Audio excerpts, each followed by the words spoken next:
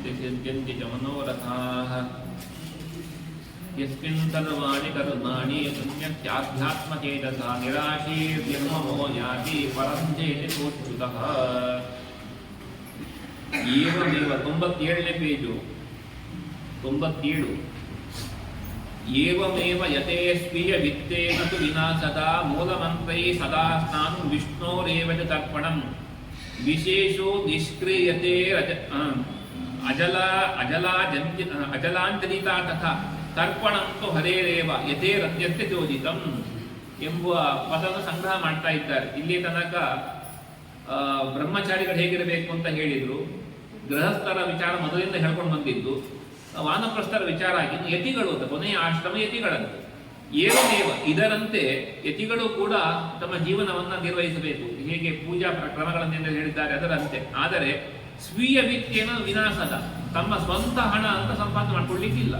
ಸ್ವೀಯ ವಿತ್ತೇನ ಯಾವ ಅಯಾಚಿತವಾಗಿ ಬರ್ತದೋ ಆ ಹಣದಿಂದ, ಅಲ್ಲಿ ಅರ್ಥ ಬರ್ತದೆ, ತಾನು ಸಂಪಾದಿತ ಹಣದ ಹೊರತಾಗಿ ಅಯಾಚಿತವಾಗಿ ಬಂದ ಹಣದಿಂದ ಏವಮೇವ ಹಿಂದೆ ಹೇಳಿದಂತೆ ದಂತಧಾವನ ಪೂಜಾ ದೇವ ಪೂಜಾದಿ ಕರ್ಮಗಳು ಸದಾ 3 ಕಾಲದಲ್ಲಿಯೂ ಮೂಲಮಂತ್ರೈ ಪ್ರಣವಾದಿ ಮಂತ್ರಗಳಿಂದ ಸ್ನಾನವೂ ಚ ಮೂಲಮಂತ್ರ ವಿಷ್ಣು ಏವ ಪರಮಾತ್ಮನಿಗೆ ತರ್ಪಣಂ ತಥಾ ನಿಷ್ಕ್ರಿಯತೆ, ಯಾವ ಯಜ್ಞಗಳು ಇರುವುದು. ಹಾಗಾಗಿ ವೈಶ್ವದೇವ ಉಪಾಸನೆಗಳು ಯತಿಗಳಿಗಿಲ್ಲ.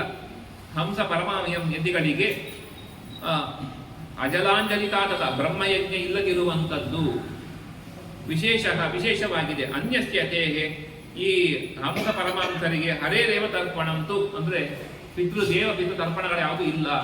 ಪ್ರಣವಾದಿ ಪ್ರತಿಪಾದ್ಯವಾದ ಶ್ರೀಹರಿಗೆ ತರ್ಪಣವನ್ನು ಕೊಡಬೇಕು ಅಂತ ಅಲ್ಲಿ ಮುಂದೆ ಅದು ಬರಿತಾರೆ.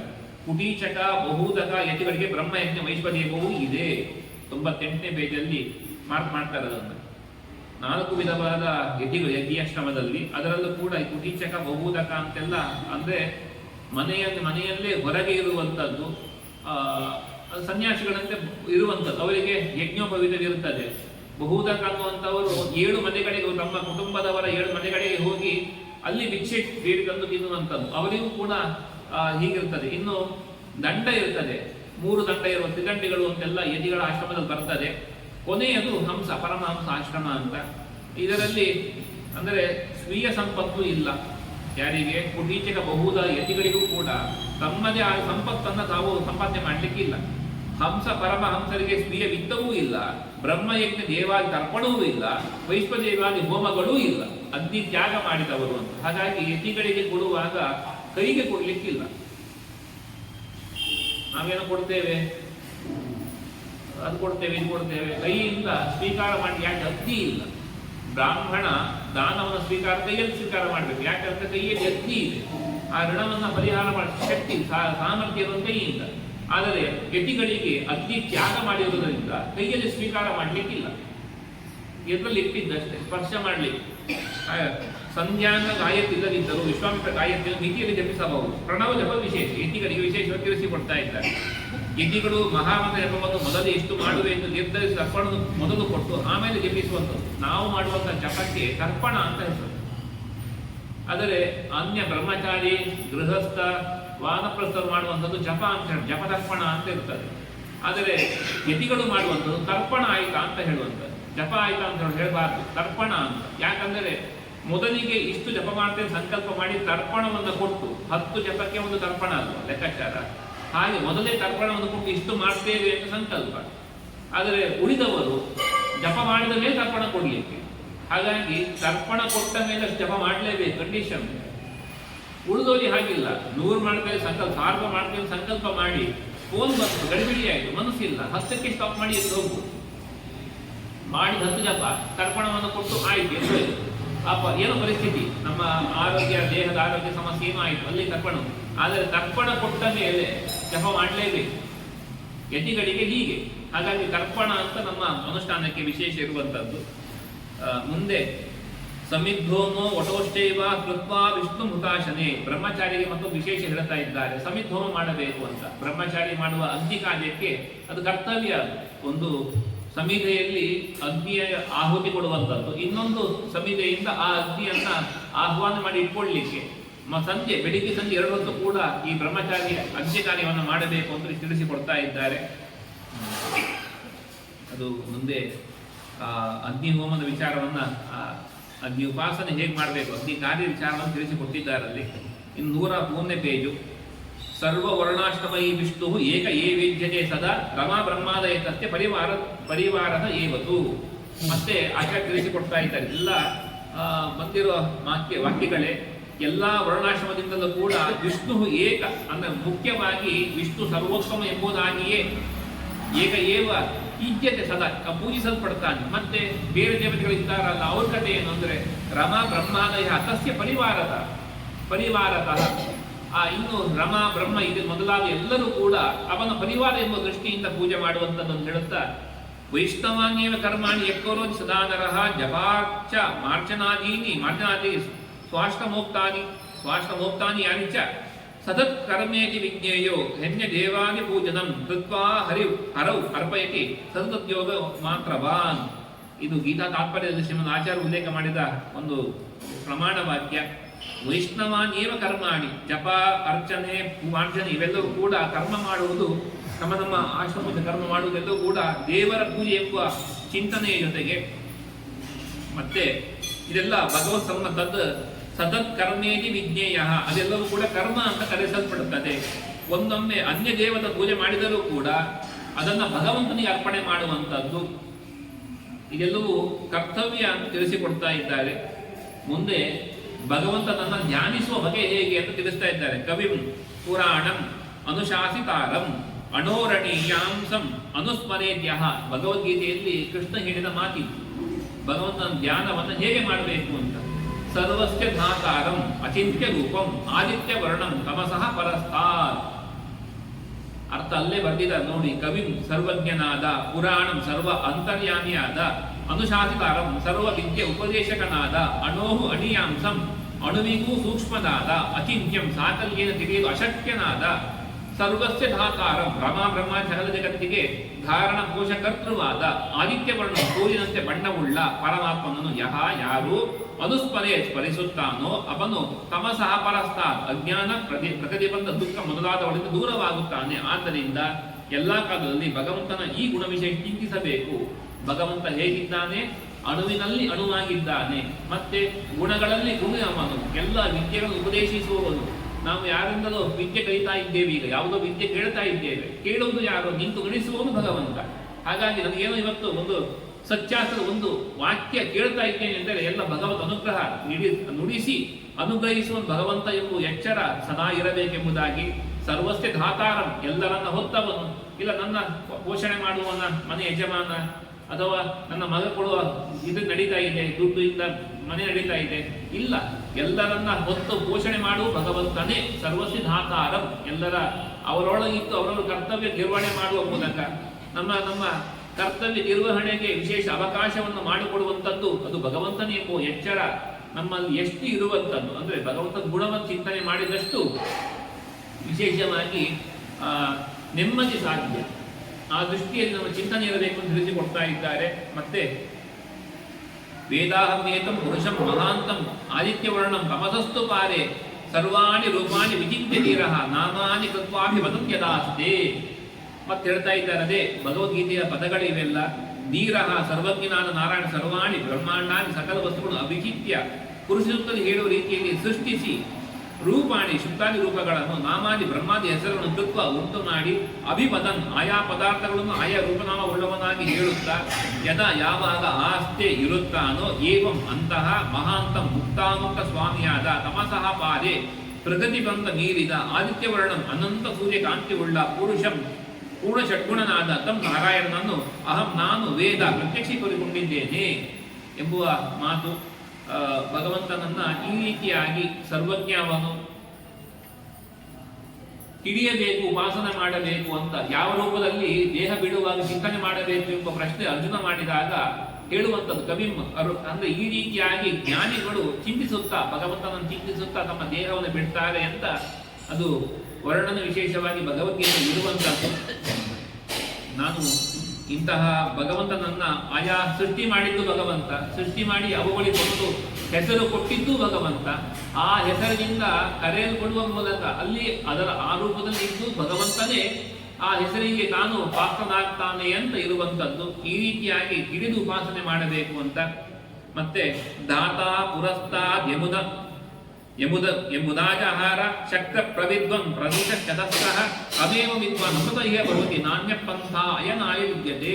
ಎಲ್ಲ ಉಪನಿಷತ್ಗಳಲ್ಲಿ ಬರುವಂತ ಧಾತ ಚತುರ್ಮುಖ ಬ್ರಹ್ಮದೇವರು, ಪುರಸ್ತಾದ್ ಆದಿಕಾಲದಲ್ಲಿ ಯಾವ ಭಗವಂತನನ್ನು ಉದಾಜಹಾರ ಸರ್ವೋತ್ತಮನೆ ತಿಳಿದು ಉಪದೇಶಿಸಿದರು, ಪ್ರದಿಶಃ ಒಳ್ಳೆಯ ಉಪದೇಶಕನಾದ ಚತಸ್ರಃ ಅನಿರುದ್ಧಾದಿ ಧರ್ಮೂರ್ತಿಗಳನ್ನು ಪ್ರವಿದ್ವಾನ್ ಚೆನ್ನಾಗಿ ತಿಳಿದಿರುವ ಶಕ್ರಃ ದೇವೇಂದ್ರನು ಉದಾಜಹಾರ ಸರ್ವೋತ್ತಮ ತಿಳಿದು ಉಪದೇಶಿಸಿದರು ತಮ್ ಅಂತಹ ಪರಮಾತ್ಮನನ್ನು ಏವಂ ವಿದ್ವಾನ್ ಈ ಪುರುಷೋಕ್ತವಾದ ರೀತಿಯಲ್ಲಿ ಹಿಡಿದವನು ಅಮೃತ ಭವತಿ ಮುಕ್ತನಾಗುತ್ತಾನೆ.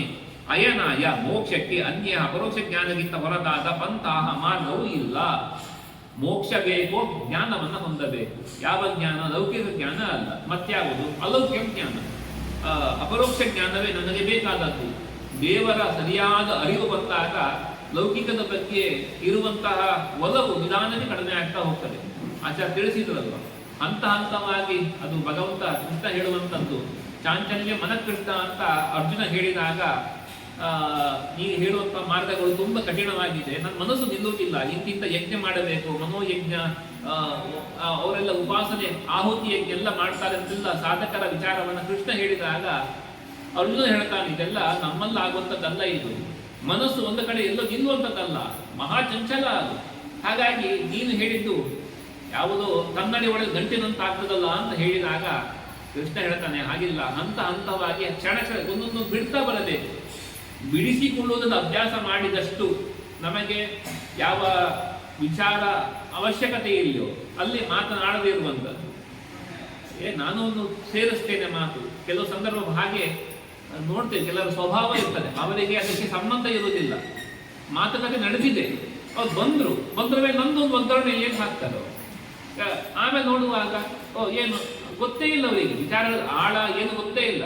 ಆದ್ರೆ ನಂದು ಒಂದು ಇರಬೇಕಲ್ಲಿ, ನನ್ನ ಪ್ರೆಸೆಂಟ್ ನಂದೊಂದು ಇರಬೇಕು ತೋರಿಸ್ಕೊಡುವಂಥದ್ದು. ಇದು ಎಲ್ಲ ಕಡೆ ಇದೆ.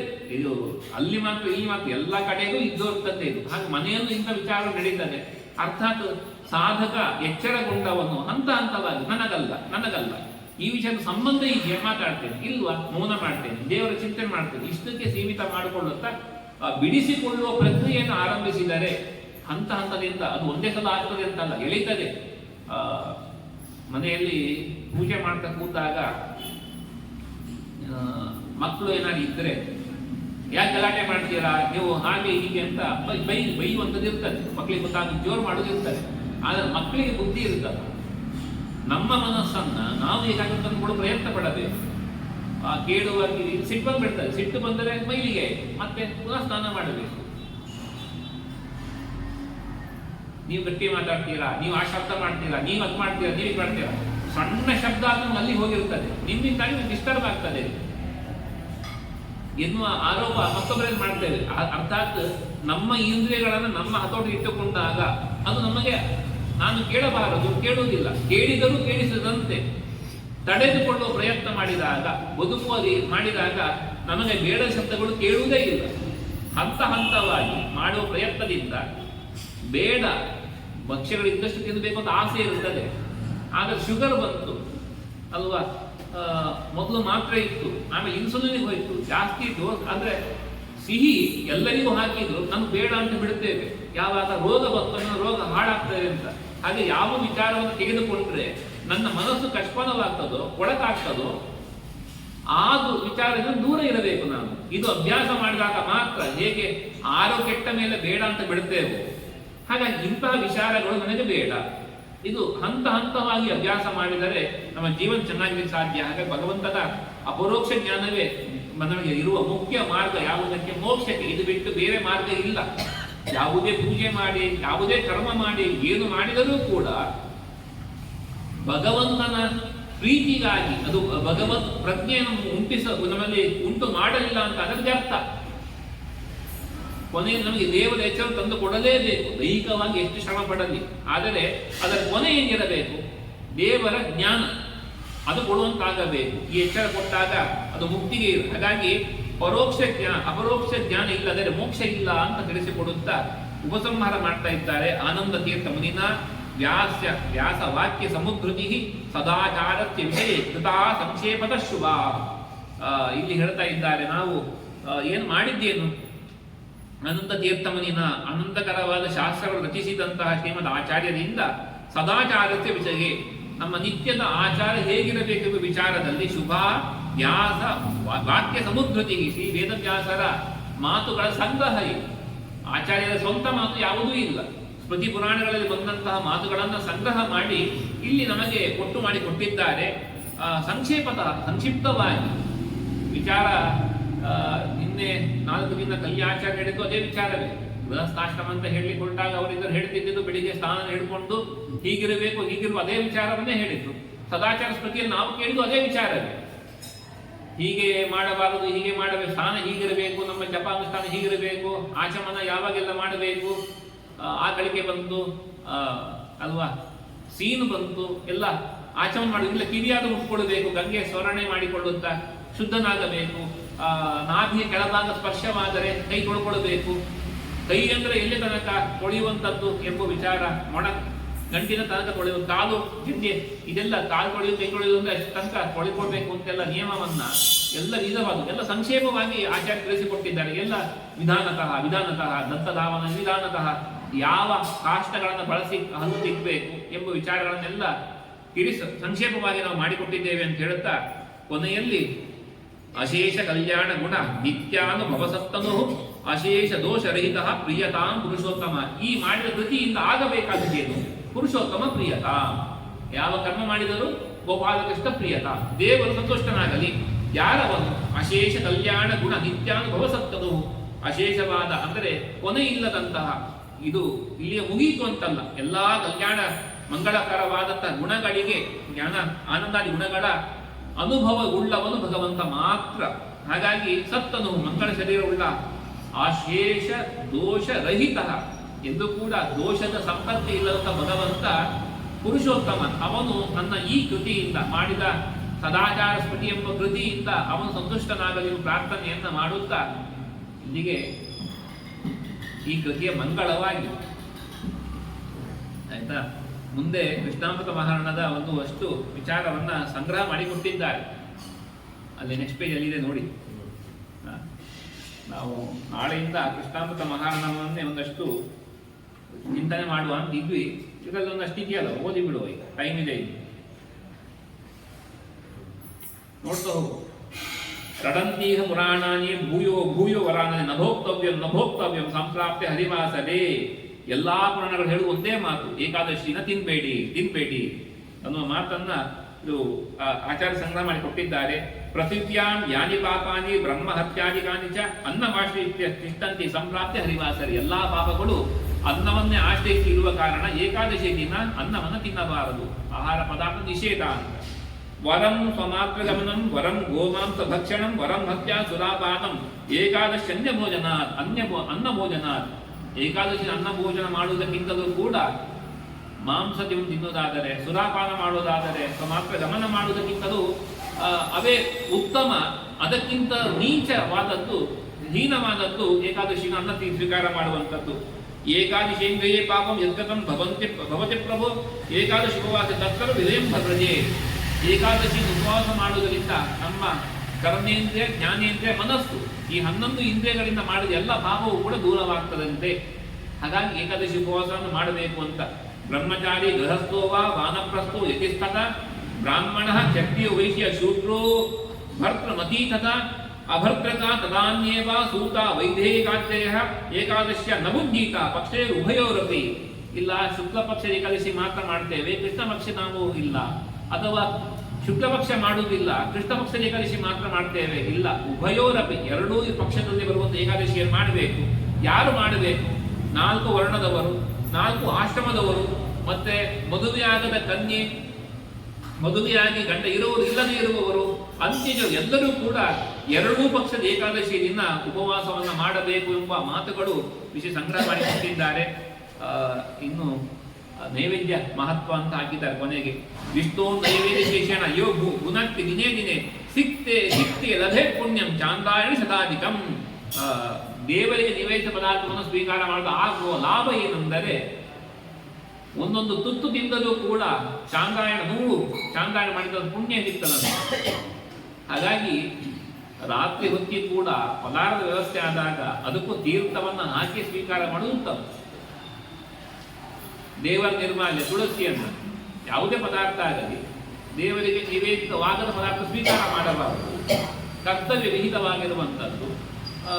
ನಮಗೆ ದೇವರ ನೈವೇದ್ಯಕ್ಕೆ ಬರಲಿಲ್ಲ, ಸ್ವೀಕಾರ ಮಾಡಲಿಲ್ಲ, ಇಲ್ಲ, ಎಲ್ಲಿ ಅಡಿಗೆ ಮಾಡಿದ ಅಲ್ಲಿಗೆ ಹೋಗಿ ತುಳಸಿಯ ದೇವರ ನಿರ್ಮಾಲ್ಯ ತುಳಸಿಯನ್ನು ಹಾಕುವಂಥದ್ದು, ತೀರ್ಥವನ್ನು ಹಾಕಿ ಸ್ವೀಕಾರ ಮಾಡುವಂಥದ್ದು. ದೇವರಿಗೆ ಈ ರೀತಿ ಸಮರ್ಪಣೆ ಆಗಲಿ ಅಂದ್ರೆ ಮಾಡೋರು ಶುದ್ಧ ಇರಬೇಕು ಮತ್ತೊಂದು ಇಲ್ಲ, ನಾವು ಅದನ್ನೇ ಸ್ವೀಕಾರ ಮಾಡುವುದರಿಂದ ಈ ರೀತಿಯ ದೇವರಿಗೆ ಸಮರ್ಪಿತವಾಗಿ ಯಾವ ನಿಷಿದ್ಧ ಹಾಕದೇ ಇರುವಂಥದ್ದು.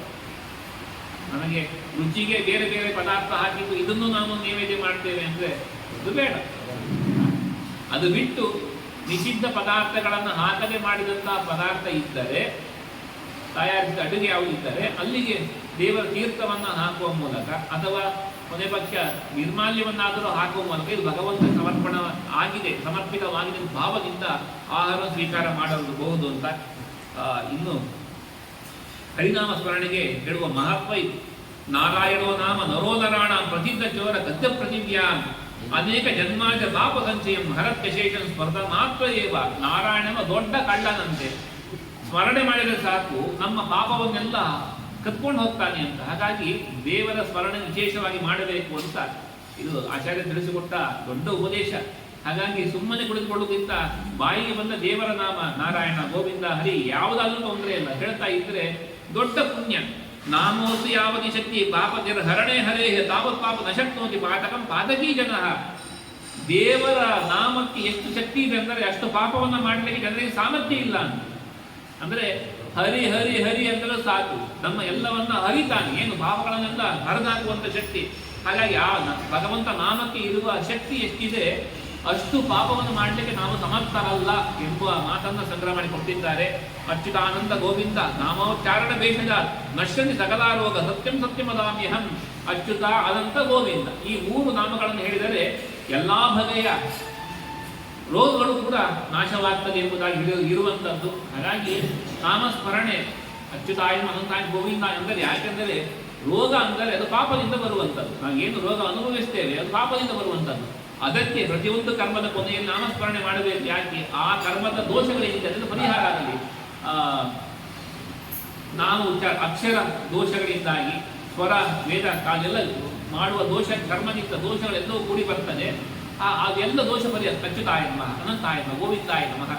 ಆ ಔಷಧವನ್ನು ಸ್ವೀಕಾರ ಮಾಡುವಾಗಲೂ ಕೂಡ ಈ ಬೇಷದ ಬೇಕು ನಮಗೆ. ದೇವರ ನಾಮಸ್ಮರಣೆ ಎಂಬುವ ಬೇಷದ ಇದ್ದಾಗ ಸ್ವೀಕಾರ ಮಾಡುವಾಗಲೂ ಈ ನಾಮಸ್ಮರಣೆ ಜೊತೆಗೆ ಸ್ವೀಕಾರ ಮಾಡಿದರೆ ಅದು ವಿಶೇಷವಾಗಿ ನಮ್ಮನ್ನ ಪುನಂತಿ ನಮ್ಮನ್ನು ಉದ್ಧಾರ ಮಾಡ್ತದೆ ಎಂಬುದನ್ನು ತಿಳಿಸಿಕೊಡುತ್ತಾ ಮುಂದೆ ಶಾಲಗ್ರಾಮ ಶಿಲಾಯಂತ್ರ ತತ್ತ ಸನ್ನಿಹಿತೋ ಹರಿ ತತ್ತ ಸಾನಂದಿನ ಆನಂದ ವಾರಣಸ್ಯ ಶತಾಧಿಕಂ. ಎಲ್ಲಿ ಸಾಲಗ್ರಾಮವಿದೆಯೋ ಅಲ್ಲಿ ನಿತ್ಯ ಶ್ರೀಹರಿಯ ಸನ್ನಿಧಾನ. ಹಾಗಾಗಿ ತತ್ರ ಸ್ಥಾನಂ ದಾನಂ ಸ್ನಾನ ದಾನ ಎಲ್ಲವೂ ಕೂಡ ವಾರಣಸ್ಯ ಕಾಶಿಯಲ್ಲಿ ಮಾಡಿದಕ್ಕಿಂತ 100 ಪಟ್ಟು ಫಲ ಜಾಸ್ತಿ ಕೊಡ್ತದಂತೆ ಶಾಲಿಗ್ರಾಮ ಇರುವಲ್ಲಿ. ಶಾಲಿಗ್ರಾಮೋದ್ಭವೋ ದೇವೋ ದೇವೋ ದ್ವಾರಾವತೀಭವ ಉಭಯೋ ಸ್ಥಾನ ತೋಯೇನ ಬ್ರಹ್ಮಹತ್ಯ ವ್ಯಬೋಹತಿ. ದ್ವಾರಕೆಯಲ್ಲಿ ಸಿಗುವಂತಹ ಏನು ಚಕ್ರಾಣಿಕೆ ಶಾಲಿಗ್ರಾಮ ಇವೆರಡರ ತೀರ್ಥ ನೀರು ನಮಗೆ ಬ್ರಹ್ಮಹತ್ಯೆ ದೋಷವನ್ನು ದೂರ ಮಾಡ್ತದೆ. ಹಾಗಾಗಿ ಶಾಲಿಗ್ರಾಮದ ಅಭಿಷೇಕ ಮಾಡುವಾಗ ಜೊತೆಗೊಂದು ಚಕ್ರಾಣಿಕೆ ಇರಬೇಕು ಅಂತ.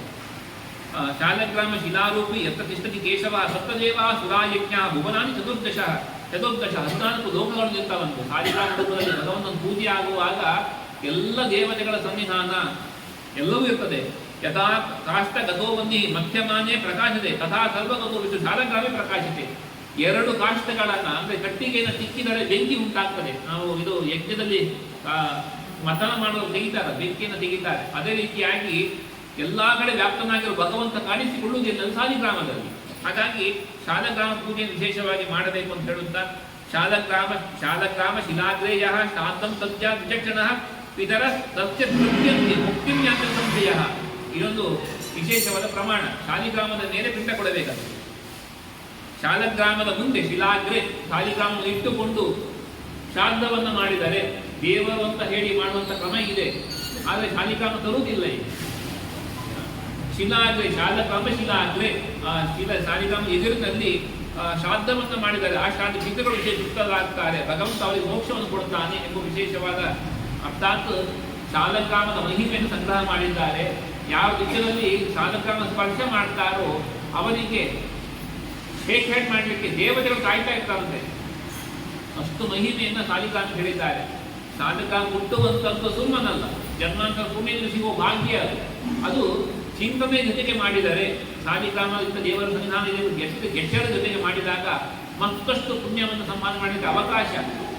ಆದರೆ ಏನು ಇಲ್ಲಿಷ್ಟೇ ಅಲ್ಲ, ಮುಂದೆ ಸ್ವರ್ಗ ಯಾವುದೋ ಲೋಕಕ್ಕೆ ಉತ್ತಮ ಲೋಕಕ್ಕೆ ಹೋದಾಗ ದೇವತೆಗಳು ನಮಗೆ ಕಾಯ್ತಾ ಇರ್ತಾರಂತೆ.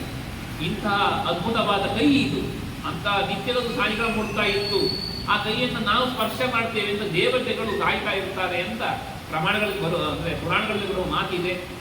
ಒಟ್ಟಿನಲ್ಲಿ ನಮ್ಮ ನಿತ್ಯದಲ್ಲೂ ಕೂಡ ಶಾಲಗ್ರಾಮ ಪೂಜೆ, ಆ ತೀರ್ಥ ಸೇವನೆ ಇವೆಲ್ಲ ಇದ್ದಾಗ ಮಾತ್ರ ಆ ಜೀವನ ಒಂದು ಸಮರ್ಪಕವಾಗಿ ನಡೀಲಿಕ್ಕೆ ಸಾಧ್ಯ. ಬ್ರಾಹ್ಮಣ್ಯ ಜೀವನ, ಬ್ರಾಹ್ಮಣನಾಗಿ ಬದುಕಿ ಇರಲಿಕ್ಕೆ ಸಾಧ್ಯ ಎಂಬುವ ವಿಚಾರಗಳು ಸದಾಚಾರ ಸ್ಮೃತಿಯ ಚಿಂತನೆ ಯಥಾಶಕ್ತಿ ನಡೆದಿದೆ. ಎಷ್ಟು ಕೇಳಿದ್ದೇವೋ ಅವು ಎಷ್ಟು ಉಳಿದಿದೆಯೋ ಯಾವುದು ಗೊತ್ತಿಲ್ಲ. ದೇವರು ಕೇಳಿಸಿದ್ದು ಮತ್ತೆ ನಮ್ಮ ವಯಸ್ಸಿನವನಾಗಿ ಎಷ್ಟೊಂದು ನೆನಪಿಗೆ ತರ್ತಾನೋ ಗೊತ್ತಿಲ್ಲ. ಏನು ತರ್ತಾನೋ ಏನು ಮಾಡ್ತಾನೋ ಒಂದಷ್ಟು ಕೇಳಿದ್ದೇವೆ. ಈ ಪುಣ್ಯ, ಈ ಸಂಸ್ಕಾರ ನಮ್ಮ ಜನ್ಮಾಂತರಕ್ಕೂ ಬರುವಂಥದ್ದು. ಆಗ ಆ ನಿಟ್ಟಿನಲ್ಲಿ ಎಲ್ಲ ಕೊನೆಗೆ ಹೇಳುವಂಥ ನಾಮಸ್ಮರಣೆ. ಈ ನಿಟ್ಟಿನಲ್ಲಾದರೂ ನಮ್ಮ ಪ್ರತಿಯೊಂದು ಕರ್ಮಗಳಿರಲಿ, ಆ ಎಚ್ಚರ ಸದಾ ಇರಲಿ ಎಂಬುದಾಗಿ ಆಚಾರ್ಯರು ಕೊಟ್ಟ ದೊಡ್ಡ ಅನುಗ್ರಹ ಇದು. ಒಂದೊಂದು ಕೂಡ ನಮ್ಮ ಉದ್ಧಾರಕ್ಕೆ ಇರುವಂಥದ್ದು. ಅದರಲ್ಲಿ ಈ ಸದಾಚಾರ ಕೃತಿ ನಮಗೆ ನಿತ್ಯದಲ್ಲಿ ಇರಬೇಕಾದ ಬಗೆಯನ್ನು ಹಿಡಿಸಿಕೊಂಡ ದೊಡ್ಡ ಕೃತಿ. ಆ ಸದಾಚಾರ ಸ್ಮೃತಿಯ ಯಥಾಶಕ್ತಿಯಾದ ಚಿಂತನೆ ಈ ಚಾತುರ್ಮಾಸದ ಆರಂಭದಲ್ಲಿ ನಡೆದು ಇವತ್ತಿಗೆ ಅದರ ಮಂಗಳವಾಗಿದೆ. ಇದರಿಂದ ಶ್ರೀಮದ್ ಆಚಾರ್ಯರ ಅಂತರ್ಯಾಮಿ ವೇದವ್ಯಾಸ ಭಿನ್ನ ಕಾಮದೇವರ ಅನುಗ್ರಹ ನಮಗೆಲ್ಲರಿಗೂ ಆಗಲಿ. ಜ್ಞಾನ, ಭಕ್ತಿ, ವೈರಾಗ್ಯ ವಿಷ್ಣು ಸರ್ವೋತ್ತಮ ಈ ಎಚ್ಚರದ ಜೊತೆಗೆ ವಾಯು ಜೀವೋತ್ತಮ ಎಂಬುವ ಆ ಜ್ಞಾನ, ಅದರ ಜೊತೆಗೆ ವಾದಿರಾಜರು ಕೂಡ ಜೀವೋತ್ತಮರು ಎಂಬ ಮುಂದೆ ವಾಯುದೇವರ ಪದವಿಗೆ ಬರುವಂಥ ಈ ಜ್ಞಾನವು ಕೂಡ ಸಮರ್ಪಕವಾಗಿ ಸಮಷ್ಟಿಯಾಗಿ ಬರುವಂಥ ಅನುಗ್ರಹವನ್ನ ಅವೆಲ್ಲರೂ ಮಾಡಲಿ ಎಂಬ ಪ್ರಾರ್ಥನೆ. ಶ್ರೀಕೃಷ್ಣ ಅರ್ಪಣ.